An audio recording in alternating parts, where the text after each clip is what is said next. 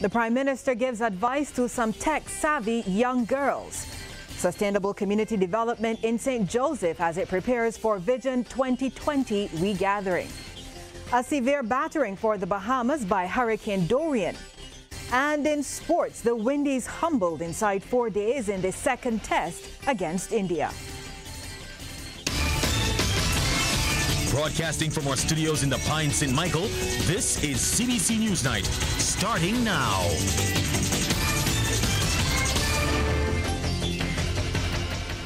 Very good evening to you. I'm Lisa Broom. In our top story, Prime Minister Mia Motley has been giving some advice to the young girls who took part in the Barbados leg of the Caribbean Girls Hack 2019 Hackathon and Interactive Tech Expo. She's encouraged them to see how valuable partnerships could be to their future. I can assure you that whatever the problems are, whether it is gender-based violence or climate change, or whatever the goals are in terms of where you want to go, you are going to need to work in partnership with others. And it's the one thing that we don't teach in the schools. It's the one thing that we don't reinforce. The need for people to collaborate and partner and to build on the platforms of each other. Over 50 girls represented Barbados' rising talent in the ICT sector as part of the Animecon Expo at the Lloyd Erskine Sandiford Centre. The Prime Minister was on hand to present the winners with their prizes. The top achievers were from the Dighton Griffith Memorial School. The St. Michael's School was second and Springer Memorial placed third. The parish of St. Joseph is moving steadily ahead with plans for Vision 2020 regathering. As Attorney General and MP Dale Marshall reveals, their preparation will be used as a launching pad for sustained community development in the parish. We get more from Lorna Jones. And there are just about 8 months to go before the parish of St. Joseph showcases its offerings for Vision 2020 regathering in April. As Attorney General and MP Dale Marshall reveals, plans are moving full speed ahead. Our plans are fairly far advanced. Over the next few weeks, we'll actually be rolling out a lot of the work. But of course, we're still open to any ideas that residents want to come forward with.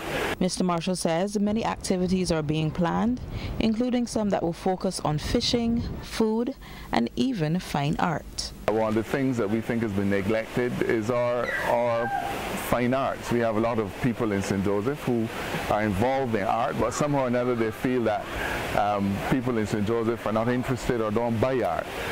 So we want to have a number of exhibitions to showcase that work. People, of course, will come from outside and hopefully purchase pieces, but we also want to create a strong interest from among our residents. There will be an environmentally friendly component as well, with the planting of trees around the area. The MP says although their current focus is on Vision 2020, he hopes the event will spur the transformation of the parish going forward.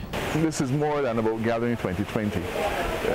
We have so many initiatives that we want to see put in place that we absolutely know that 1 month in any 1 year is not enough. So really this gives us a built-in agenda for year after year after year of sustained community activism in St. Joseph. And really the Gathering 2020 for us is just the beginning of something that we want to see live on past 2020. St. Thomas will have their chance in March, and after St. Joseph, the next parish up will be St. John in May. Lorna Jones, CBC News. Thanks, Lorna. Well, the number of women living on the streets in Barbados is on the rise. Word of this from President of the Barbados Vagrants and Homeless Society, Kimar Safri, as he encouraged Barbadians to chip in to get a new shelter for the homeless, ready by month end. We hear more from Sharika Griffith. There's been a growing increase in among the women that we are seeing homeless. And once a female comes on the street, then you're seeing that they're bringing 1 or 2 children, or if they have multiple children, they're leaving them within persons' homes. What makes the situation more challenging, says President of the Barbados Vagrants and Homeless Society, Kimar Safri, is that there are currently no facilities to house homeless women. However, in a matter of weeks, the Society is planning to remedy that problem by opening a shelter in this 3-story building on Spry Street, the city. The 80-room facility will provide shelter for men, women and children on a first-come, first-served basis at night, During the day, it will offer a myriad of services aimed at rehabilitating the homeless. A complete floor is for women and children, a complete floor is for men, offices. Obviously, we're looking also at having our own medical clinic within the building, because that's important. We have persons that come off of the street with wounds, counseling rooms. You're looking at therapy rooms. You're also looking at training room, education room, computer room, and a number of rooms that would just be able to help them. We have a small barber room as well, which is important for grooming these men and women back into mainstream society. A number of corporate sponsors are on board, including Ansa Macau, which has donated several cans of paint, as well as washing machines, microwaves, and other appliances from the retail store standard distributors. Mr. Saffrey is, however, calling on Barbadians to help raise the additional $100,000 needed to properly retrofit the building. Because we have to retrofit bathrooms, we have to make an emergency exit into the building which lead down to the ground floor.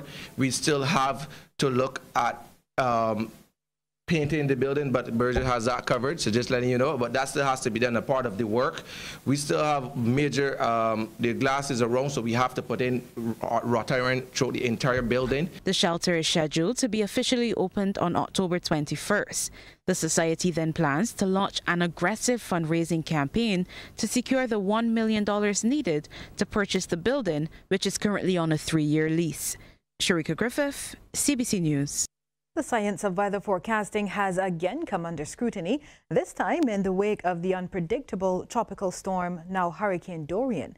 And a senior meteorological official has been explaining the challenges associated with forecasting.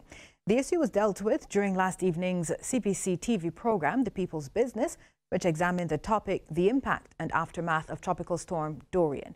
Kishmar Singis reports. While reiterating that forecasting is not an exact science, Acting Director of the Barbados Met Service, Sonia Nur, says the initial forecast had Dorian to pass to the north of Barbados. The global forecast model suggested this, compared to other models. The global forecast model, GFS model, that we normally follow, when that information came out, that was the only model that was initiating the system in any case. None of the other global forecast models like the European models, the German models, had, the system developing at all, right? But the initial track was to the north of pass to the north of Barbados. But as the night progressed, that track gradually shifted to the south of Barbados. Okay. So there were always some problems with the forecast track. Minister of Home Affairs Edmund Hinkson is standing by the decision to implement the national shutdown.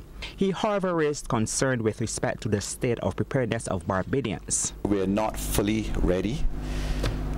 We can't do it without the cooperation of the people of Barbados, who are primary in this. This has to be a national effort. But clearly, in terms of the national shutdown, it is better to err on the side of caution. Barbadians, meanwhile, have been encouraged to set aside emergency supplies throughout the year and ensure households are equipped with an emergency kit. I don't like the last minute, and we at the Department of Emergency Management and the services, we encourage you not to wait to the very last minute for this, because it can cause issues on the road and even traffic. And of course, you have to always be cognizant of the fact that persons in the supermarkets and the lumber stores and stuff, they have to get off the roads too. The Barbados Light and Power Company Limited was also represented on the panel by storm expert and distribution supervisor Ricardo Edwards. Kishmar Singis, CBC News. Thanks, Kishmar, and we'll have the latest update on Hurricane Dorian a little bit later in our regional segment. As Barbados and the region move towards developing their medicinal marijuana industries, a Barbadian diplomat sees potential in the region being an even more attractive destination for medical tourism. Permanent representative to the United Nations, Elizabeth Thompson, shared the view during an address at the Caribbean Conference on Sustainable Tourism Development that was held in St. Vincent and the Grenadines. The thrust for ethically sourced and wholesome goods and services combined with wellness and life balance make the Caribbean more saleable as a destination for medical marijuana, rehabilitative, cosmetic, therapeutic, palliative care, and as a retirement destination or an ecotourism outback destination. This potential has not been sufficiently maximized. At the start of Senior Citizen Month, a Roman Catholic cleric has spoken out against cases of elder abuse and has challenged Barbadians to find time for the elderly. Father Vibert Stevens, during a service to mark the 39th anniversary of the National Assistance Board, said the elderly is being left at the hospital and care facilities and families are depriving them of their money. He says it appears the art of caring has been forgotten. Take your grandmother money and spend it and the starving and have them on the street. That is a disgrace. This is what the National Assistance Board is trying to do. It's trying to correct those mistakes so that we can have a better country. Young ladies, I have this news for you. And young men too. Take care of your grandparents. You'll only have them once.